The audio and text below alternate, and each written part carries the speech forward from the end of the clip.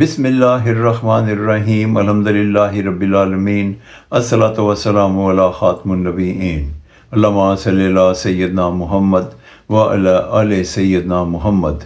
السلام علیکم ورحمۃ اللہ وبرکاتہ۔ میرے ناظرین و سامعین، میری آج کی حدیث جامع ترمذی 2029 نمبر۔ رسول اللہ صلی اللہ علیہ وآلہ وسلم نے ارشاد فرمایا کہ صدقہ مال کو کم نہیں ہونے دیتا، عفو اور درگزر کرنے سے عزت بڑھتی ہے، اور کوئی شخص اگر اللہ کے لیے انکساری اختیار کرے تو اللہ تعالیٰ اس کے رتبے کو بلند فرما دیتے ہیں۔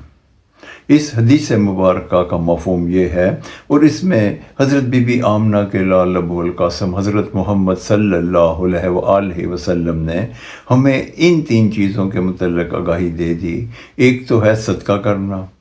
پہلے میں صدقے کی بات کرتا ہوں کہ جب ہم صدقہ کرتے ہیں تو یہاں پہ جس صدقے کا ذکر کیا جا رہا ہے وہ مالی صدقہ ہے، کیونکہ نبی پاک صلی اللہ علیہ وسلم نے فرمایا کہ صدقہ مال کو کم نہیں ہونے دیتا۔ اس کی وجہ یہ ہے کہ یہ تجارت ہے اللہ تعالیٰ کے ساتھ۔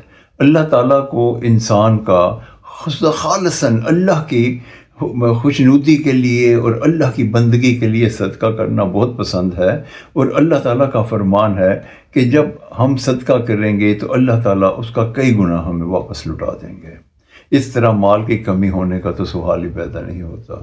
اس کے بعد آ گیا ذکر عفو درگزر کرنے کا۔ اس کی مثال ایسے دی جا سکتی ہے کہ آپ کہیں پہ آپ کام کروا رہے ہیں، آپ کی سرپرستی میں لوگ کام کرتے ہیں، اور آپ کسی کو کوئی کام کرنے کے لیے کہتے ہیں، وہ بھول جاتا ہے، غلطی کوتاہی ہو جاتی ہے، تو آپ اس کو درگزر کر دیتے ہیں، آپ اس کو اللہ کے لیے معاف کر دیتے ہیں۔